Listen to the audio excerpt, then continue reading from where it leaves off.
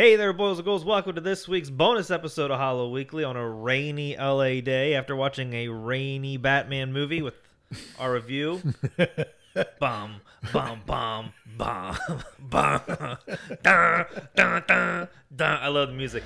The Batman.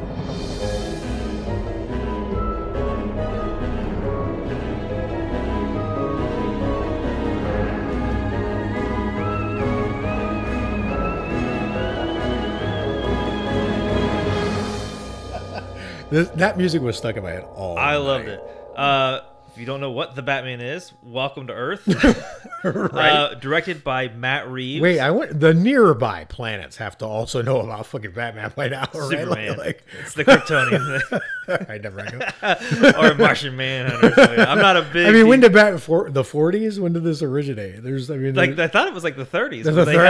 Right. We've been broadcasting Batman on radio. There's no way that the Neptune's heard of Batman by now. But so, directed by Matt Reeves. Yes. Of Cloverfield fame, of Let Me In fame, which we love. Great horror director. Yes. Where did we see it? This is something we wanted to add to the reviews because we think it's very important. Yes. Where you the setting affects your experience of the movie. And now that we're kind of coming out of this COVID thing, however you think that, whatever that means to you, whatever, right? It's different. Packed theater at an AMC. And it's the first time we've been in like that packed theater since probably This is the first time since Invisible Man that I had that feeling of being in a theater with people reacting to trailers, smelling like Axe body spray, talking too loud. Well, yeah, there was whole there was a dude experience with Axe body spray with us, and it was awful. It was so bad. And he wasn't not with us. His scent was his sense though with us. There was just someone sitting behind him. He was decades out of the Axe body spray age range too. So it's like, also true. Oh, brother. Maybe that's a new Batman villain. Okay, why are we reviewing this? We're a horror podcast, so why are we reviewing? Yeah, so Batman? we're doing this special bonus episode because this is one of the most horror incarnations of Batman. It is a once in a year or once in a lifetime, maybe, Batman feeling weekend in Los Angeles. Like, it's been gray, cold, rainy. We were walking to the theater yesterday. It was like a slate gray sky. I heard people's car going by with radios talking about nuclear war. Like, it felt like the Batman time, right? So we went to see this, and the Batman, even the experience felt a little scary because everyone was anxious. You could tell a lot of people that was their first movie. It was the first time people were a lot without masks. Right. Too, So they had anxiety, which this movie, it all mixed into this perfect recipe. So we're here to deal with the horror part of it. But because order of discussion is how order in the court. Right. Order in the court. How we're doing reviews the new way. The horror's a little down the order discussion, so we'll get there. But we got to get one It is last. It's going to be the last thing we talk about. But it's going to be a thick thing we talk about. There's a lot in that donut, and that one in particular thing. But hit us with your first order of discussion. First order discussion. It's a Batman movie. We got to talk about Batman. The Batman. The Batman. How do you say it? The or the? What the? I don't know. The Batman. The Batman and the Riddler. Yes. The top two dudes. Tell me what you and your circle thought. In my order, would be Batman, Riddler, Catwoman, Penguin. Because we have to hit all the in this movie. All of them up. Okay. Dude, Robert Pattinson. Everyone's been saying it. I completely disagree about that order. By the way, if we were doing order of performances, it would be Robert Pattinson and then John Turturro. But go ahead. Oh yeah, he was fantastic. But we got to, man, it's so hard. There's so much. But we're doing the Batman. So Robert Batman. Pattinson, this is the hill you got to climb. Are we ranking Batmans? Or are you just telling me how you feel? I don't know if we can rank Batmans. I can definitely rank Batmans, but we'll get killed. But go ahead. Tell me what you thought about this performance. It's very good. It's tremendous. It's extremely amazing. Like, everything about his Bruce Wayne is great. His Batman's even better. His Bruce Wayne barely exists, but it is good. He's got a little My Chemical Romance in him with the hair. No, it's not how he did it. It's just there's like what? Oh no, in my head, there's like 90 seconds of Bruce Wayne on screen in this. But it's all emo Bruce movie. Wayne, right? True. But I don't mind. There's not much Bruce Wayne there. I really like it.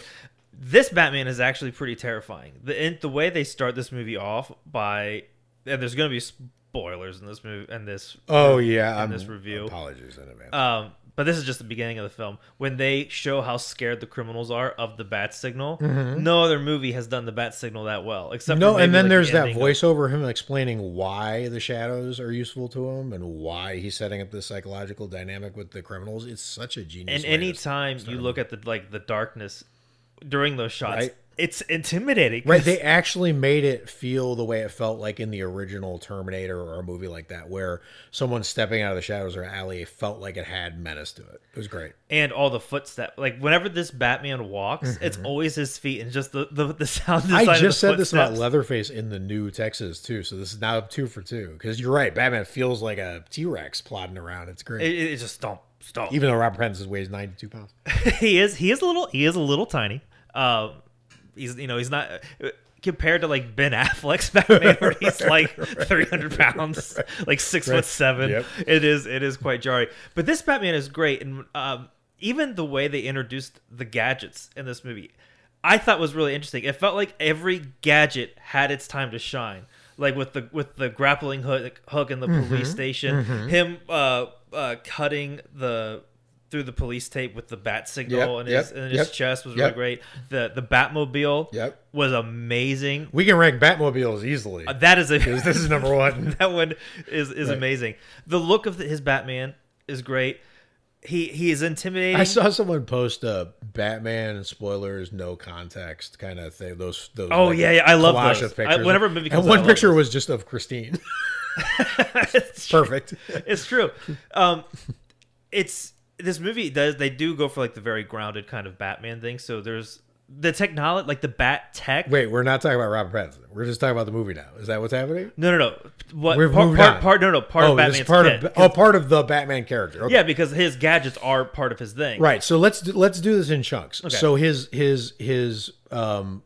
look 10 out of 10. 10 out of 10 we love. His performance 10 out of 10. 10 out of 10 for you. Okay. Where do you rank it? I think it's fantastic. If we were not allowed to rank Batman's right now, I'd tell you. No. where I mean, like performance, ranking his performance. Like if you had. Oh, like out of 10? Yeah. I think it's. I have a guess. No, I think you'd be wrong. I think you think I'm lower on this than I am. I think it's like an 8.5. I think he's. I was gonna say 7. I think he's the. I'm just gonna say I think he's the second best Batman behind Keaton. But Yeah. But that doesn't mean that there aren't huge problems with what was going on here. Partially, we'll get to it. But go ahead. All right. So that's his performance is that, the look is that, the action sequences that he's in and the gadgets are all great. The fight scenes, Like the fight scenes are great, right? They felt- Believable. but brutal. Like they had Right. like you could feel the punches in this movie. Yes, and there's a moment in Batman Returns where Michelle Pfeiffer's assembling her suit, just like sewing it together or whatever, where Right. I like that feel of the criminal or the hero or whoever just using it's like the Joker's ethic in The Dark Knight. Just I'm using gasoline and knives and like very low tech. I like the low tech, not the huge Ben Affleck gadget. Like, and that had that feel here. It was very stuff you could find on a street or, make in a shop or, like it wasn't all billionaire stuff Right. is what I mean, which you get with Bruce Wayne sometimes. So I thought that was great. I think he's tremendous.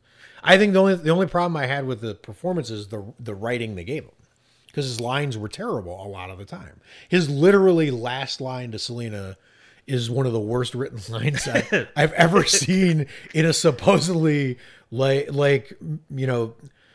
top tier action horror, whatever this is. I mean, You wanted a little more from that line. oh my God, it was cataclysmically bad. Right? Take care, partner. Right. And there's just no way to act a line that bad well. It's not his Right. fault. It's not him. I'm just saying, like, the character itself had god awfully bad lines sometimes. Okay. So that was my But only overall, downgrade for it. He was awesome. Great Batman. So with Catwoman in mind, instead of going to the Riddler, let's go to Catwoman. Selena Kyle, Zoe Kravitz. Tell me. Loved it. If we had to go down, I like the order you did. So Okay. you have the look. Yes. I like the look of the Catwoman. Look with 10 out of 10. She was great. Her fighting was really good. 0 out of 10, because no explanation for how she went from someone who was barely keeping a loft apartment in Gotham financially afloat to someone who could destroy an entire Navy SEAL She could. phalanx with her bare hands. She could- No explanation. she could whoop ass, the moves were great or whatever, but there was like zero. If Gotham is just randomly sprinkled with people who can just amazing. come out of their apartment and kill 100 people barehanded, then I am more scared of that. No, I'm sorry, 10 out of 10. Gotham is scary as hell. I'm wrong. Every other person could just flying near you from 10 feet away. She was like, it was bizarre. Okay. I really like the Arkham games. Yes. And this movie had a lot of Arkham feelings to it. And How so? So in one of the games, I think it's the second one, I think, there's a part where like you switch and you start playing Catwoman. So instead of being Batman, like fighting people, you get to fight as Catwoman. And there's cool. a lot of kicks and stuff like that. Right. So it reminded me a lot of that. So Yes. if you had played the games, that's where my sort of love They for were it all from. like I said, there's not a bad fighting moment in this entire film. So All of that's great. So I like her look. The acting is amazing. I like her motivation too, with just being a cat burglar. I just think that's always really cool. Just anytime she could like use that whip, anytime she could just use that whip and like slide down into a building and like crack open a vault, I'm like, yeah, Catwoman. yes, I did. I the thing is, I didn't like how any of their departure was handled. Not just the line where they left, but the dumb like Top Gun motorcycle, flirtation on the road, and then one turns left, one turns right, kind of dumbness that looked like it a did Batman go on for Hallmark like car. quite a while. But if you listen to our That's last not episode, if you listen to our Vector's last fault. episode, it did not go as long as Victor Frankenstein No. trying to drag the monster out of amniotic fluid. No, It but it was not last definitely that long. a completely inadvertent but much welcome homage to Top Gun. Now I can hear the music. Very weird. I But can hear that. So overall feelings of Catwoman. Overall, she's amazing, except for the occasionally bad things they give her to do too. Okay. So I'll save the best for last. Next, Penguin. Colin Farrell. Penguin. He was great. He was great. I think that I'm discovering that I have a general problem with the villains in this movie, except for the Riddler, because they seem way too easy to actually defeat if you were actually trying to defeat them. I kind of felt that way. I'm like, why don't the citizens of Gotham just like storm his place and just beat the shit out of him? Right. For some reason, there was this dark magic to, Danny DeVito's Penguin or whatever. Clearly, you should be able to take Danny DeVito down. But it never felt that way. It felt like if you came at him wrong, he would take you out somehow, right? But it did not feel that way with Penguin. I felt like if you gave me a week and nothing else to do, I could get Penguin myself. you could assassinate Right, but just a little of me, I could get Penguin by myself. This Penguin, but I don't know that I would want to take a run at Danny DeVito. What'd you think of the performance? I thought it was great. He was funny too. Yeah, he was like the comedic unrecognizable. The makeup was amazing. He's a super talented actor. He was great in the Friday Night remake. He's great everywhere he pops up. Good, because allegedly HBO Max is having 3 spin-off TV shows from this movie. One about Arkham.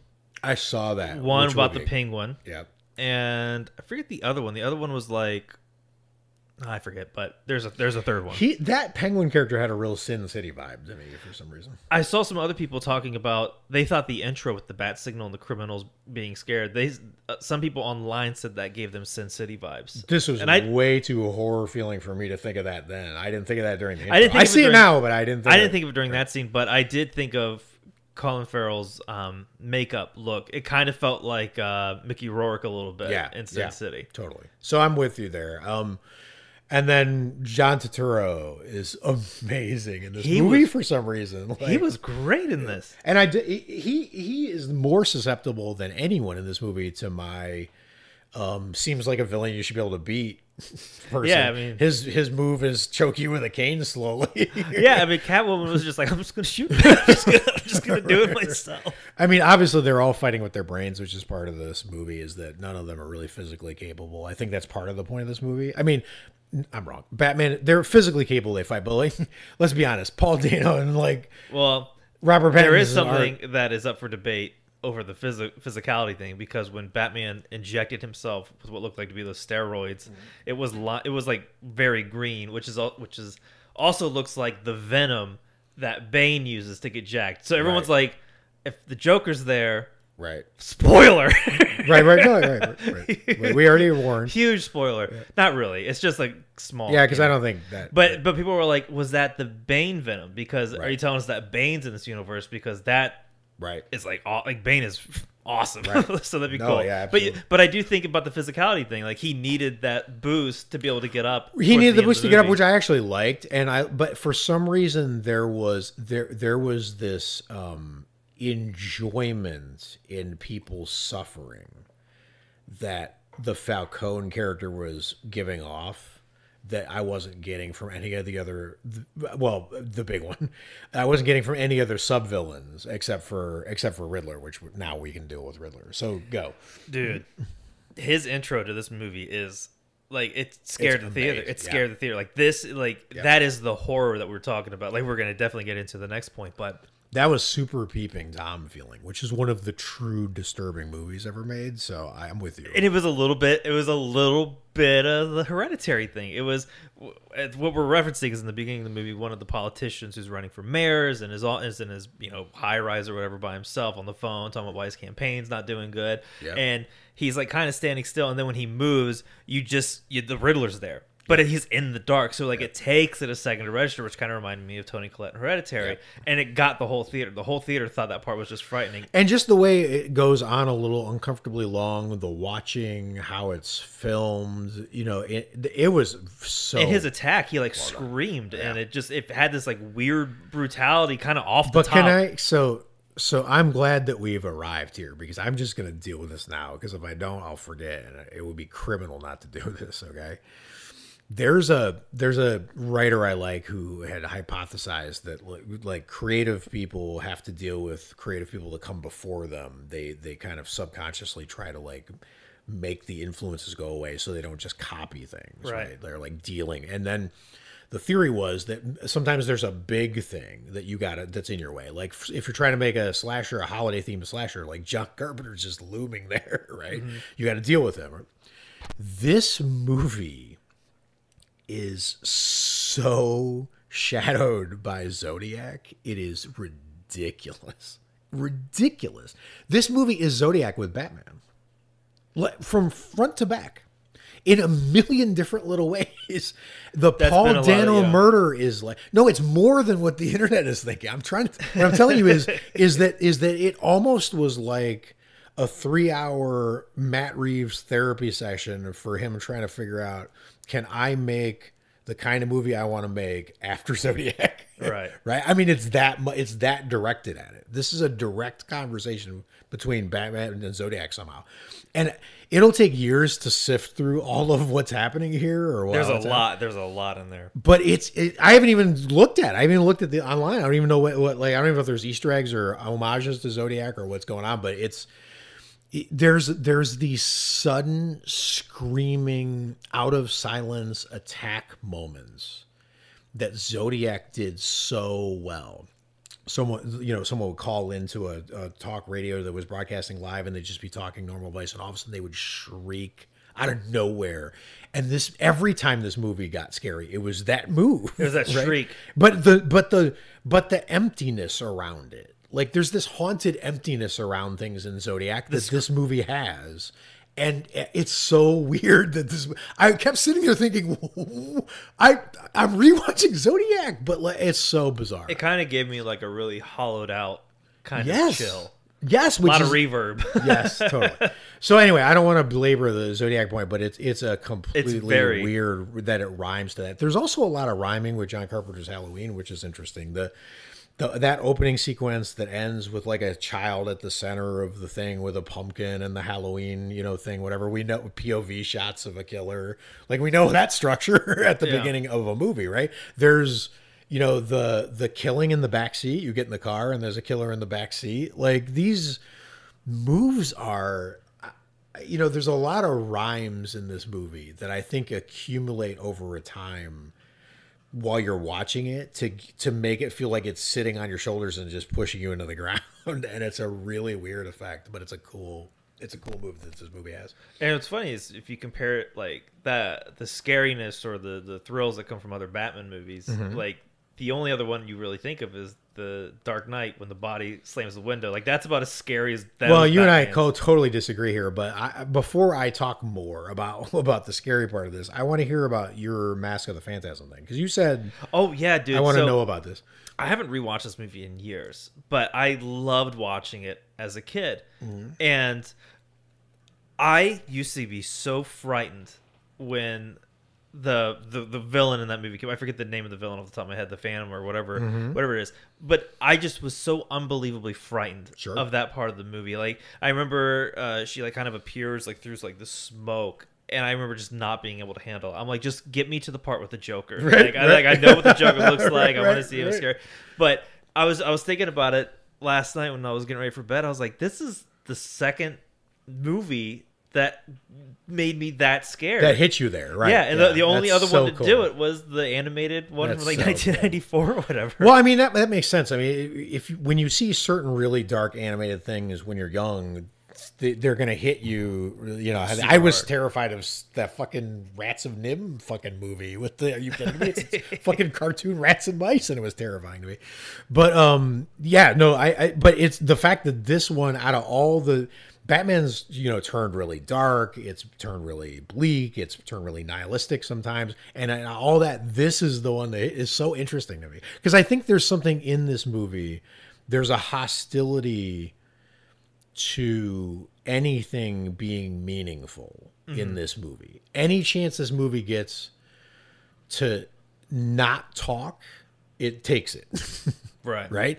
Every chance it gets to not talk and just get something done, it takes it, which I appreciate. It's more of a thriller, like a noir thriller ride but it's the noir was anti-meaning, right? So this movie is an anti-meaning Batman, and I think that's terrifying. It's that spooky feeling you're getting around it. There was a lot of slow shots, like especially in the beginning when Batman's walking slowly through the crime scene. I love that. I think I think Alex wanted it to be like a little bit quicker somewhere at one point. Then she was like, moving on, but I was just like, I love it. Keep going. But the place that you and I diverge is there are truly terrifying moments to me in particularly Dark Knight and Dark Knight Rises that aren't traditionally terrifying, but scarier than anything that's in this film. It's just this movie is cumulatively scarier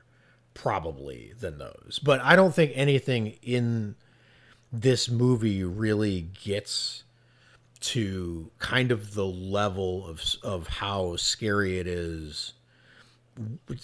So here, I'll give you one tiny example, right? Like when the Joker in the Dark Knight is, no, that's a bad example.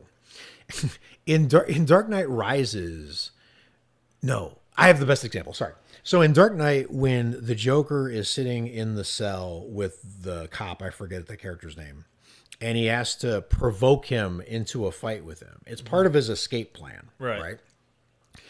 There's nothing in that plan that the Joker can predict in advance about who he's going to be in a room with. That character has to have absolute confidence that in a room, handcuffed and restrained, he can think of something to say to this person. And when you think about the dynamic of that, you realize that the Joker never doubted it. Because the person that was going to be in the room with him never had a chance. That guy was dead and didn't know it. He was because the Joker understands psychology enough to know that he can say to him, I watched your friends die. I know which one of your friends are cowards. Do you want to know which ones of your friends are cowards? He's going to provoke him into an attack. It's the same dynamic that happens in True Romance between Dennis Hopper and Christopher Walken. Like, Dennis Hopper is like, I'm going to make you shoot me before you can make me talk, right? That's terrifying. It's terrifying that we're built psychologically in a way that someone who understands how we're built can predict in advance that I can end up in a room with you and kill you, right? And there's nothing in this movie that approaches that anywhere because it's not trying. It's just action with no meaning behind it, except for the Batman is going to become a guide instead of vengeance, which is what I took as the meaning of the movie was I am vengeance means one thing when you say it cool in the beginning of the movie, and I am vengeance when Riddler copycat says it at the end is the most demoralizing thing Batman's ever heard. It's this. It was the most motivating thing he could think to say in the first part of the movie, and it's the most depressing 3 words he could have possibly heard out of someone else's mouth at the end of the movie. That's what this movie is, right? But oh my God, it's getting so Batman outside while we're talking. Yeah, you said that, and I was like, wait. I looked at the rain just started pouring down. Dun, dun, dun. Footsteps. Dun. What is wet and falls from the sky? I can't come up with riddles. Right. So, but I think the thing is that the villains here let me down comparatively. Even to the other films, even the Riddler, even anyone, but it's just maybe it's my taste in villains. Maybe it's comparing. Let me just say one thing real quick because Batman's fascinating, right? Like over time, the '89 Batman reminded me of Batman landing at the high water mark of America, of when America thought it was like literally merchandising. Yeah, right. And the Batman, the Tim Burton's Batman shows up, and it was the something's rotten in the state of Denmark moment. Like maybe not. Maybe we can't. Maybe it's not like all money and coke and success and democracy and capitalism or whatever. So, Dark Knight Rises deals with 9/11. Dark Knight deals with 9/11. Dark Knight Rises kind of dealt with Occupy Wall Street in a weird way at the time and all that kind of stuff. Batman has these moments, and for this Batman to drop post-pandemic, right when the first major European war in decades starts, right, is so interesting that Batman seems to appear at moments in history as a cultural thing when we need it, at the same time that the character's showing up when the people in the movie need it, right? So this is kind of like an amazing film. It's one of my favorite Batman films. It's just there's something terrifying built into what is going on in things like Dark Knight. Even Batman Returns, honestly, I think is scarier than this. I think Batman Returns is scarier than this movie. That's the weird part. It's just the cumulative effect of this movie is it feels way more like a horror movie. I do think that the Batman. I think the Batman is scarier than Batman Returns. See, but when Danny DeVito turns to Batman and says, "You don't really think you're going to win, do you?" That to me is scarier than anything that happened in this movie. I know it's just I think a pipe bomb around your neck is pretty. It's pretty. I get it. I get it. I mean, but also, I'm with you. But for me, but it's interesting. I think the way that you view it as scary is more of like a existential, more like cerebral, more of like a literary sort of sense of it. Where 100%. Mine is the visual, which has always sort of been the dynamic 100%. Of the show. 100%. Right. And and that's why the Mask of Phantasm fascinates me, because when I go back and I look at that stuff, and Jenny loved, the old Batman, all the animated Batman stuff that you were talking about, but it looks like autocratic totalitarian propaganda. It's filmed in that, right? It does have it's just terrifying. Right? It is. Yeah. So visually terrifying. Right, which Batman Returns is not visually terrifying. I get it. You're absolutely right. But there are some. Well, we'll get in. We need to do an episode on Batman Returns. I don't think we've ever done. We need to get that out of our system. That's messed up. We got it because there are scary things about Batman Returns, like the whole skeleton helmets and all that shit. The Tim Burton aesthetic. Well, and Christopher Walken when he disposes of Selina the first time is scarier than. Well, anything. dude, I actually when he gets fried at the end, I think they had that prop at like a Planet Hollywood in Washington or something like that. And I remember I saw it there and I was like, oh, that's the Crystal, I think. And I saw it and it scared me at the Planet Hollywood. I was like, Jesus. Because they had that. They also had like the Beetlejuice thing, like when they like deformed. Yeah. I remember they had those near the bathroom and I was like, that's a weird place. If I had a Planet Hollywood, I'd have like the Annihilation Bear prop up front. Just awesome. All right, but yeah, no, I'm with you, man. I think you're right. I think it's a question of visual versus cerebral, like in the scare part of it. But it's all it's all good, right? Because this is an amazing. It's film. Not that any of it's bad. The music, I heard some complaints that it was super repetitive. I loved it. I absolutely loved it. Michael, God, Giacchino. I definitely botched that last name. And but it's a good score. I didn't mind the repetitiveness of it. No, and they were doing Rogue One Vader attack moves with Batman out of the shadows that were terrifying and great. They also did sort of like the typical like, what does the music sound like if there's a cat on screen? You make those strings sound like it's meowing, and they did it in Batman Returns. They did it in this one, and for some reason, that's just how any sort of cat representation in a movie is going to have meowy type strings, and it's always going to work. It's always going to look great. I'm going to sound great. I'm going to make a prediction about this movie. Right now, it seems like at least from the stray social media posts I saw, that the people who are against this movie, some of them think that it's humorless, that it's just too dark, that it went too dark, went too far, too slow, too much talking, but no humor, like literally no jokes. Right? This movie's fucking hilarious. I'm sorry, guys. This movie is really funny, and later on, you're gonna discover like how funny this movie is. But Robert Pattinson's "You have a lot of cats" line is an all-time delivery of a line. It was so good. I was laughing so hard in the theater. It was embarrassing for just the way he delivered it. It was so unexpected. It was great. But this movie is a lot funnier than people think it is. We'll see like, a couple years from now on rewatches that it's hilarious. I agree with that. So we like all the characters. Yes. Order back to order. Sorry, yeah. Back to order. I'm fine. We need a fine. We need a jar that I have to put something in every time I. So the next thing I came up with the order discussion is, and this is we don't have to hark very long on this one, but I love this Gotham City. I love this Gotham City. That was my problem with pretty much every Batman, like from Tim Burton's original Batman to Batman Returns, feels like two completely different Gothams. Christopher Nolan's, I mean, every Batman movie in his trilogy is a different Gotham. Like the first one has that sort of like retro futuristic kind of look to it. The second one, Chicago. The third one's New York. This one, hopefully if they do a sequel, they keep it the same. They don't follow the same trend. You're right. But this Gotham actually felt like a real city on its own. This is the best looking Gotham had its own on film. It had its own Times Square.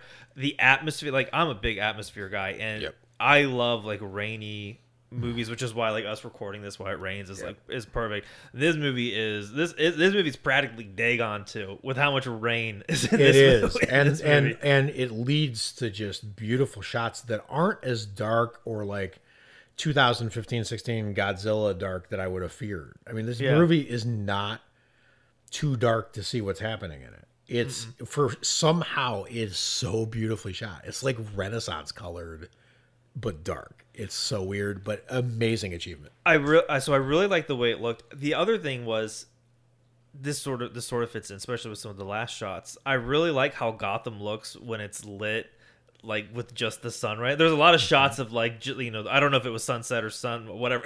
I lost track of time because Batman's a lot too relatable. Yes. I really liked seeing how Gotham looked when it was, lit by like a sunlight. It's also the first time I think we've seen.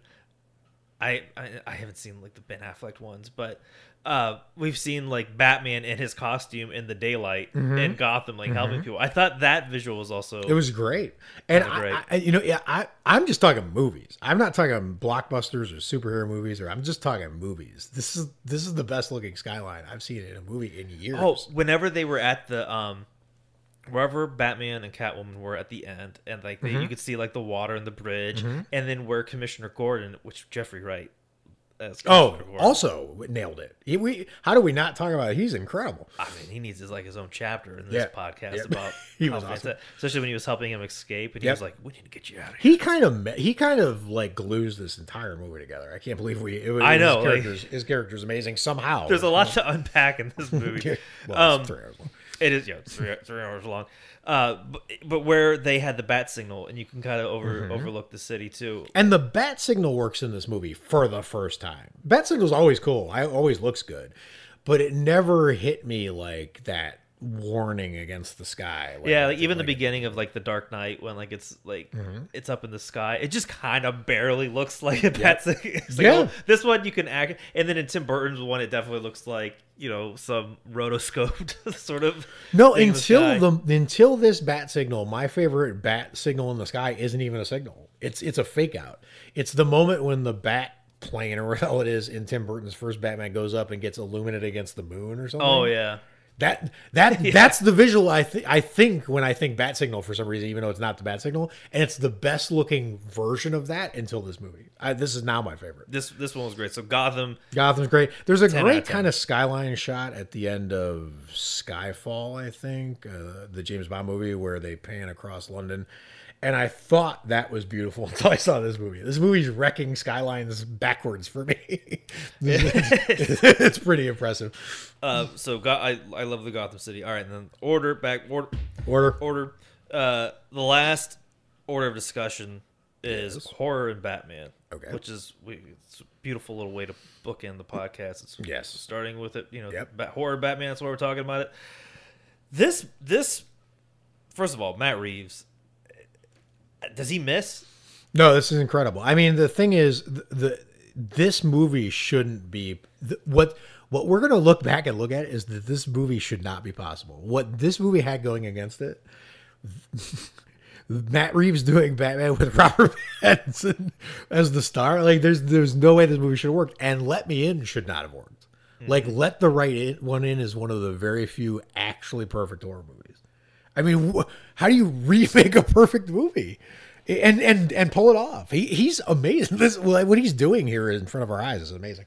It's funny because when you said that, I was thinking like, how do you remake the perfect horror movie? And you can't just do shot for shot. I mean, we saw that with Psycho. Right. So like you have to take that is such a high gamble.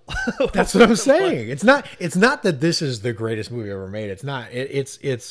It's a really, really great, piece of American art, big budget film, like whatever. But I mean, come on, what it was going up against. I mean, it's like watching someone finish a marathon first who started a mile back. Yeah. Of everyone else. You're like, what the hell did you do that? And this movie also got plagued with them having to shut down delays because of COVID and stuff like that. So they even had like that hurdle. Yep. To go over. I don't actually know if that's a hurdle. I mean, if it sounds like you get a couple weeks off to like refigure out what you're shooting, maybe it helps. I don't know. We'll have to ask him. But there was next. Oh God, 100 years from now, Jesus Christ. Yeah. Well, you know what your brain uploaded when you're dead, so I'll have to. I'll have to take the lead there, but I'll be plugged into the internet. That's right. All the horror elements in this, where I mean, we kind of pretty much already covered it with like the Zodiac feeling. I've seen a lot of people talk about Seven, which is interesting because it's both Fincher movies. Like, this is definitely like a Fincher. It kind of feels like almost. See, Fincher that's a good Batman. example of what I was talking about before about how Heath Ledger's Joker has to improvise that moment, has to know that he can improvise that moment no matter who's standing in front of him. John Doe's character in Seven, if you're going to deliver someone their pregnant wife's head in a box, you're going to provoke them. I mean, you've got the upper hand as more. It's like you put in the work and you thought of it in advance, and like that reaction, right? But that's. I mean, you're pretty much that's pretty much someone gave you extra chest pieces there for that one. So I mean I see the comparison, but I just think there's a fascinating like hostility to anything being anything except for I got to get what's in front of me. This is the Baton Death March movie of our metal. This will make no sense to anyone but us. But this movie just wants to get to the next spot until it can figure out how to save more lives. That's what this movie's trying to do, and that's what the character in the movie's trying to do. And that grim mission part of it is unique to it and fascinating. I love it. I love this movie. Where do you want to rank Batman movies? Like, can you put this? Is this in your top 5? And if it is, where? And definitely top 5. Definitely top 5. Okay. Oh, Jesus Christ. Is this too hard to do? No, I mean, we got to do it. The thing is I'm still like letting the movie sit, still letting it process. I'll probably listen to the soundtrack, right. But I want to put something in the record just to see where it fits. So You're counting animated too, right? I will count animated, but I'm also I like can't because I haven't seen a lot of that. I'm also like really hyped off the movie right now. Like I really enjoyed it. So like it's easy for me to be like, this is my number one Batman. Great, go with your hyped reaction. Fine. Is it number one? As of right now, do I like it? So right now, just to be honest, top two: this movie and Batman Returns. Right. I knew those would be your those answers, would be the top. And I'm curious, what's third? So that's where it's going to get interesting because you could go 89 Batman, which would make a lot of sense, a lot of history behind it. Obvious Dark Knight. I don't know if I would do Mask of the Phantasm as third. I do think I could easily put that at fourth. I think there's enough live action stuff that I think is I'd watch more. Okay. So if I did number three, I think number three would have to be Dark Knight. I mean, I remember in high school a friend gave me like a pirated copy and I watched it. Like I've probably seen The Dark Knight because of your experience of it, right? I even remember the opening night of Dark Knight. You know what I mean? Like I remember there was a guy, I think it was Dark Knight or Cloverfield, but someone was talking about like, Guitar Hero is so fun. I was like, what's better than the Guitar Hero? He was like, well, I was like making out with chicks. And I remember my friend thought, I thought, what's funny? I thought about that the other day, and I feel kind of bad about saying that because that kid was so enthusiastic about Guitar Hero, but I had such a disdain for that game because I couldn't play it. I was terrible. He's probably listening. He's gonna feel so good about that. Yeah, but I play like real guitar, so I was also like, well, why would you just practice the real thing? But it's a video game. I'm like, I don't want to stomp on his play. It doesn't matter. It was an existential thing. If that's the kid who comes back at you in your flatliners scenario, you're fine. So let me lay it down. Yeah. Right now, I will put the Batman as number one. Okay. Returns number two, Dark Knight number three. And Dark Knight number three. But I think 1 and 2 is easily going to flip because Batman Returns has Danny Elfman's score, and I think this song, I think it's like finale part 1 when the penguin dies. I think it's like one of like, it's just a great song. It's sad, it's emotional, and it's for like the penguin dying. I'm like, how did Danny Elfman do that? He's a genius. And so that there's so many factors where I think it's going to be like, stock market a little bit. It's going to go up and down. Where do you do top so three? This is not hard for me, but it makes me sad because I'm also super hyped about the movie we just watched. But like my real order would be Batman Returns, Dark Knight Rises. I knew that was. I had a good feeling with that. It's unchanged. You really like Dark Knight Rises. I love Dark Knight Rises, but that's the thing is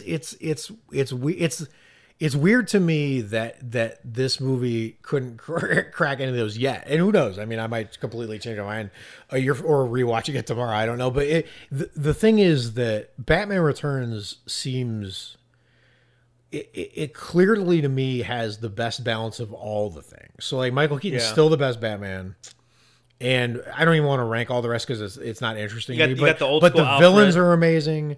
Gotham is amazing. Alfred is amazing. By the way, Alfred we didn't even talk about, which Andy is Serkis. telling about this movie. I do think, and I love Andy Serkis, but it's telling that he has not come up. He wasn't. That character it wasn't that. Just to touch on that real quick. Yeah. Wasn't all. Well, I think he's a perfectly fine Alfred. Yeah. It wasn't terrible. It just wasn't. He was the least interesting part of all this because he was just doing Batman Sudokus. Yeah.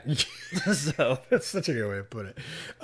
Yeah. So the Batman Returns seems to have the best balance of all the things.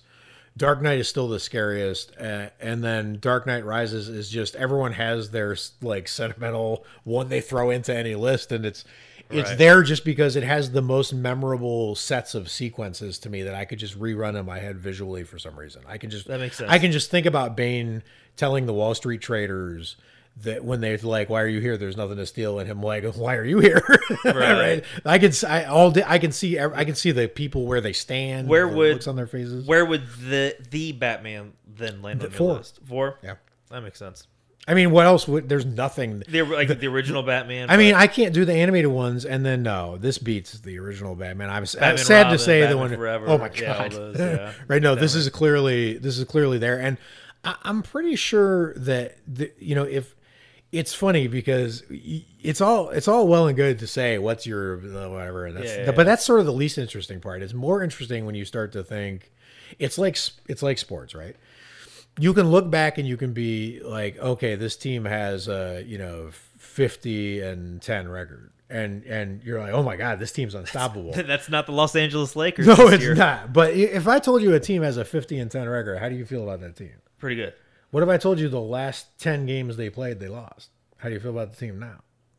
Still pretty good. Oh, okay. I feel a little less confident about whether they're going to win the next game. Now, okay. Now you have $1 million, right? Okay. This team is 50-10. They're playing tomorrow. How much of your money are you going to bet on this team? And 1 million is my betting. Yeah, I don't know. I'm done with No. I'm bad at these. I can't construct. I got a number. Okay, what's the number? I put in half. See, I don't know, man. They just lost their last 10. There's a reason. You don't even want to know why they lost their last 10 games in a row? Shit, I got $1 million. Do you think? Well, anyway, the point is, sometimes the frame of where you put something. So I think this movie's number 4 in my ranking, but I think if you made me pick like best looking, scariest, most interesting action sequences, whatever, I think this one would be number 1 in a lot of categories. I see what you're saying. You see what I'm saying? Yeah. That's the problem. Is I think it gets more interesting when you start to chunk it, right? But and then my experience of seeing it might be one of my favorites. All of it, it's an amazing. There film. are a lot of theaters that, not a lot, but I do see the occasional showing of Batman Returns at, like, I don't know if it's New Bev or wherever it was. I think maybe the Vista did it before. Someplace did it. I need to have a, because I've only ever really seen it on like VHS or like when it was streaming. You and I both need to do this. Yeah, we need this to have. This is the episode. We need to see it. We need to have a theater experience for Batman Returns. Hi, Garen. Because Garen, sniff out a reel for us, man. I know you could find when someone has it in their car. We'll just project it on the garage or something. I don't know, but I think we got to have a theater experience for Batman Returns. I think that's going to be like, I mean, Monster Squad held up and was fantastic. Oh, it was amazing on screen. Yeah. So Batman Returns. All right, it's on. All right, well. So haven't seen it. That's that. No, but we want more than anything, honestly, in a weird way, more than even Dark Knight or Dark Knight Rises, which I feel like turned out to be kind of personal films that were hard to talk to people right afterwards. This film, because it decided to put so much little meaning in it, is super fun to talk about right after. So we want to know what everyone thinks about this movie. So hit us up on the Halo Weekly page. Well, I know where you can hit us up. Okay. We don't have a single review. We're up to 50 reviews right now, which is pretty good. That's a good round. Where we started. 50, boom, boom, boom. I love that. 4 point something. Looks great. Put against 170,000 followers, it still feels like a couple y'all could a couple minutes. I know, no, I don't blame them. I blame us. I don't think we're asking right, but go ahead. So let us know. Yes. You know what? No, I said I'm not good at riddles. Why would I ask them to do a riddle in the review? Oh no, a riddle's perfect though. The riddle is a perfect one. Hit us with your best. Hit us with a riddle you don't think we can answer. We'll pick our favorite funny and interesting one and try to answer it on the very next episode if we see it in a review. Yeah, and it takes. I will personally answer any riddle presented in any review. I don't care if it's 1 star, 0 star, whatever. I don't care. I'm fine. I would prefer the other, but whatever. Give me a riddle in a review, and I will answer it. I will try to attempt to answer it on this podcast the very next time. If it is a 0 star riddle, I will have less enthusiasm today. Doesn't matter. We got to go all in. I don't care. All right. You know what? I'll join. I'll match your energy there. Whatever star you feel comfortable with. No. Never mind. Riddle me this. Why would you do anything less than 4? That's fine. I don't think I'm more interested in what riddles I'm going to see and like what answers are. All right. Well, hit us up with your best riddles. We will read them. Because there might be a horror riddle. I mean, it could be cool. If you have I've never seen a horror riddle. That's what I'm saying. That's what I'm excited about. I'm excited about the riddles. I don't care. Okay, give us your best riddle. I just want some riddles and reviews, and I want to answer them. iTunes review. Give us your best riddles. We will answer them, and we'll be honest. We won't do. I'm glad you specified iTunes because I'm not looking at the other. I don't know where else you can do reviews. Someone on Podchaser gave us a great review, and I was like, "Oh, that's pretty." Cool. Personally, I super appreciate the reviews on the actual Facebook page because that's. If you give us a review, we will somewhere get a notification. It's been too long now. Next episode. No. The Batman was 3 hours. Oh, we can spend. The sun came out. This episode is we can spend 4 minutes doing this. Hit us up with your best riddle. We will talk to you guys next time for our regular scheduled programming. Until next time, stay scary. Watch a bunch of horror movies. Talk to you then. Thanks for listening to the Halloween.